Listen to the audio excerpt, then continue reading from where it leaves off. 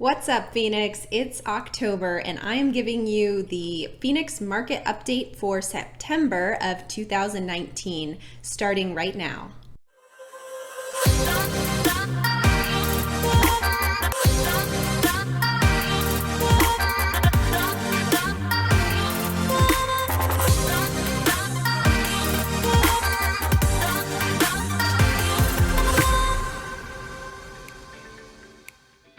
Hey everyone, it's Caitlin McKeag. I am a realtor here in Phoenix, and I am giving you a market update of what's going on in Phoenix Metro in September of 2019. It is October right now, so we are reflecting back on the last month to check out what's been going on in our market. So the overall news is that we have more listings, more closings, and higher prices. All of this adds up to being an expanding market here in Phoenix. Our average days on market for homes for sale fell to 58 in September. That's the lowest number of days on market that we've had since February of 2006. Now, this is indicative of a strong seller's market. No surprise, right? We've been talking about a seller's market for a long time.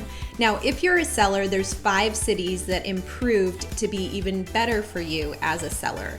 Those cities are Phoenix, Mesa, Scottsdale, Tempe, and Peoria. So if you're living in those cities and thinking about selling, it is a prime time for you in that area. Now, our average list price per square foot has increased, and it's increased significantly.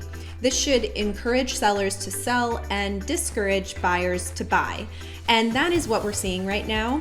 If the outcome was different and buyers were continuing to buy with the high average list price per square foot, that would be indicative of a bubble, and that's what we saw in 2004 and 2005. But that's not what we're seeing right now, so that's good news for our market to eventually start to balance out. So I'm always talking about our months of inventory, days of inventory, and that it's low. And it is, it's still low. We're at 2.2 months of inventory for Phoenix Metro.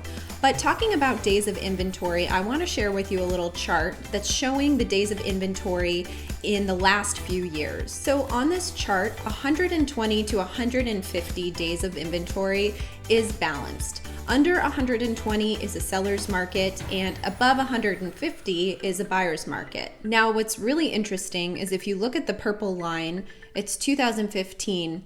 That is the last time we were above 120, and that was really only the beginning of the year, and then it fell under 120, and every other line since then has been under 120. So we've been in a seller's market since 2015.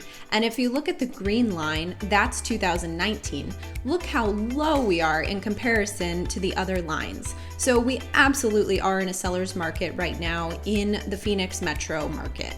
Now, you'll notice that the green line has started to move upward and trend upward more recently. And so the good news there is that the inventory has stopped going down. It's beginning to rise slightly, and they're predicting it to rise until about late November, and then we'll have another decreasing trend from there. It's a pretty telling illustration of where we're at in the market and where we've been since 2015. Okay, so I've talked a lot about sellers, especially for the last few months. But what about buyers? What is the situation if you're a buyer? Where is the supply? Well, the good news is that there are some cities in Phoenix that have increasing supply and have increased over the last month. You'll find the most inventory of homes in a few specific zip codes of Mesa, Sun City, Gilbert, and Phoenix. And I have those zip codes. If you want more information about that, feel free to reach out to me. So in summary, the overall trends have continued from the last few months. The asking price per square foot in the Phoenix metro area is up 9% over last year, and that is huge. But it's mainly due to a growing market share of inventory in the luxury market, so $500,000 and above. Although we're in a seller's market, I have helped tons of buyers in this market find their dream homes. So I promise you, it's not impossible. Thank you, Cromford Report, for the analytics of the Phoenix market and all the information to help me share this with my viewers. I hope this information was helpful. If there's anything that I can do for you, feel free to reach out to me. I'm Caitlin McKeag with Berkshire Hathaway. Thanks for watching.